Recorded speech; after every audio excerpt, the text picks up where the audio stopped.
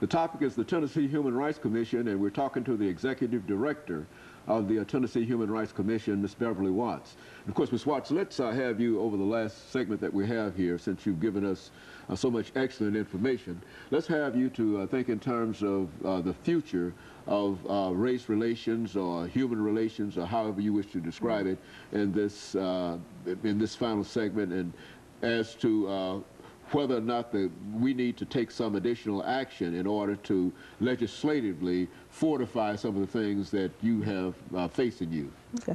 I think, you know, if there's one thing I'd have to say, 40 years after Dr. King's death, I think we still have work to be done, that the resources available to those of us who do this kind of work probably are not a lot and are limited. So always there's a need for more resources. Does that mean more public dollars? Maybe. We can always use more people. So we're looking for ways to collaborate with the NAACP, some of the historic organizations, to make sure things are happening. There's a lot of pieces of legislation in Washington currently at the Leadership Conference on Civil Rights, and others are looking for ways to do that. I know that the Leadership Conference is looking at trying to redo the Civil Rights Act of 1957, review it, revise it, and update it. And that was the bill that created the U.S. Commission on Civil Rights. Then Title VII of the Civil Rights Act, EEOC's legislation, HUD's, those are pretty much intact and look pretty good. The Tennessee Human Rights Commission, we're going to be looking at not this legislative session, but probably others, to make sure that our law is consistent with the federal law and that we can update our law. When we look at disability issues, we look at religious discrimination issues, all of those are on the rise. Age discrimination, there's a lot of laws in place, but sometimes I'm not sure we have enough resources to get the message out to people, so we're looking to do more of that. Whether or not there needs to be a law, we're looking to the Leadership Conference, the National NAACP, and letting them sort of lead the charge. The Leadership Conference has their website, civilrights.org, where they really are identifying laws that need to be enhanced, updated. The Voters' Rights Act was just extended, so we're happy about that. Immigration is an issue, while not really 100%, but really is an issue I think this country has to deal with, and it's still languishing in Congress. The notion of where we go and what do we do on immigration has an impact for us from a civil rights perspective. So we think those issues are important as well. I think if people think they've been discriminated against, whatever the arena, they can call our office, and I believe the number is probably going to appear either at now or after our program, but call us so we can go through those with them, because I think it's important for us to provide the advice, for them to provide the specifics on their specific issue, and that's what we do. Now, if I always had a magic wand, we'd always want more people so that we could respond to the issues that are raised. Will we get that? Probably not, so we have to be realistic. I think the other thing for us is that this year, the legislature is reviewing us for sunset. Every Tennessee agency, with the exception of a few, has sunset legislation, so we have to be reauthorized every so often. Now, exactly what does that mean for your organization? What that means is that every agency goes out of business or is set to expire, if you will, unless the state legislature extends us. For us, our date for expiration is June 30th, 2008. The good news is that there is legislation that has been introduced in the 2008 session to extend us to 2012. So we'll be going before the legislature, telling them who we are, what we do, how well we do it, and responding to some audit issues, and hopefully getting an extension to that date. So that's what that means. But they have the ability, the law is so written that they have the ability to simply end the Tennessee Human Rights Commission at their discretion as the legislature.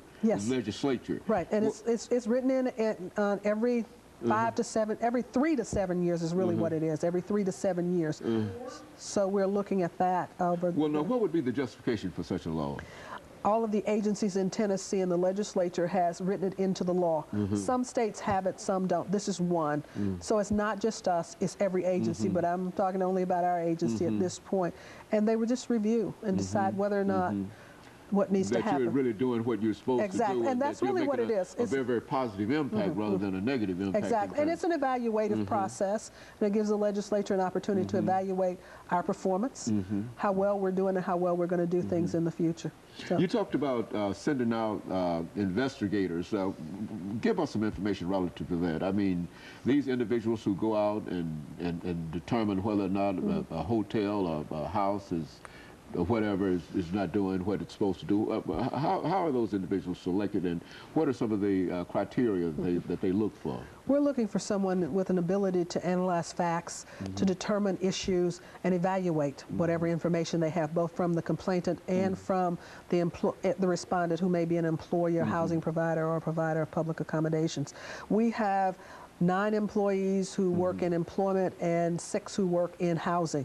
And they actually investigate cases and determine based on what we get. Complainant says, I was not promoted. Someone else was promoted. Okay. And I wasn't promoted because I am a female over 40. Okay. And I happen to be black. And we get cases where all 3 of those elements are looked at. We may or may not find that that is discrimination. But then they come back to us and they says, by the way, I filed a complaint with you 2 weeks ago, and my employer fired me. Okay, well that because I filed a complaint. That's a retaliation claim, and a lot of our issues are retaliation. It is unlawful to retaliate against someone because they file a complaint of discrimination with our organization. So sometimes we'll review that. Our investigative staff looks at all of the facts. What did the complainant say happened? When? Were there witnesses? We'll interview those witnesses. What did the respondent send in? We'll talk to the respondent. What did they do? If they're a manager of an apartment, we'll talk to that manager. If there are other tenants, we'll talk to the tenants in the complex. Who has relevant information? So we're like the investigative staff. If we find information that leads us to believe that discrimination has occurred, we'll turn it over to our legal staff. Okay. And they'll start either legal proceedings or they'll attempt to conciliate the matter. Last year, we conciliated and or settled, and we got benefits of over $400,000 for individuals who came to us. And that was a variety of things. Some of it was back pay. Some of it was front pay. We got attorney's fees, a variety of things, promotions, a number of things in the employment arena. In the housing arena, we got new housing. Sometimes we got their security deposit returned. So a variety of things that can be returned, and people can always go to our website too. We have a website. You go to tennessee.gov and look up the Human Rights Commission.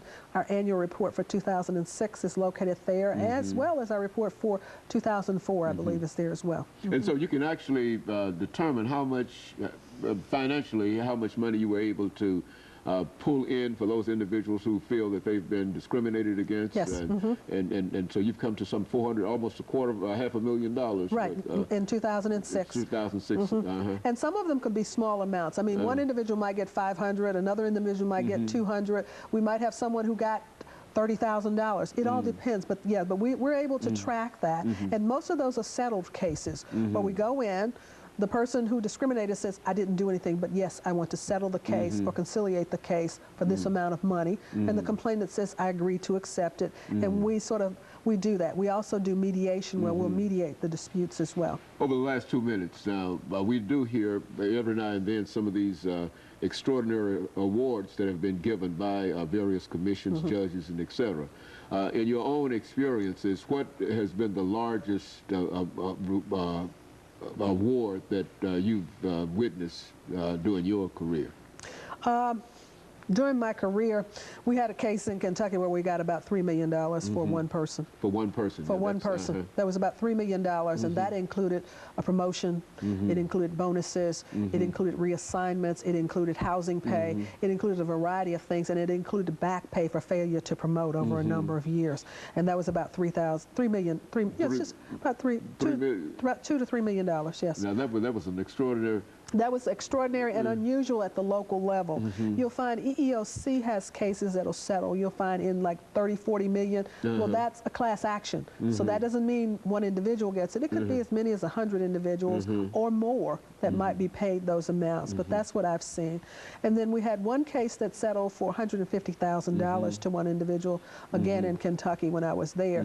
In Tennessee, I know last year, I believe we had a case where we were looking at perhaps a case that was about over $500,000 and those kind of things. In Kentucky, I could tell you who, what, when, and where. In Tennessee, I can't. Catching up with it. Okay, very good. So, of course, Ms. Watts, let me, over the last 30 seconds that we have here, thank you for bringing that excellent information in reference to the Tennessee, the human rights in a real sense, and especially about the Tennessee Human Rights Commission. And I think that your experiences and your ability to articulate some of the activities that you've been involved in will certainly play a very, very important role in terms of how people will see this organization, and we appreciate that for you. And of course, let me encourage our audience to tune in again next week for another informative edition of Comments.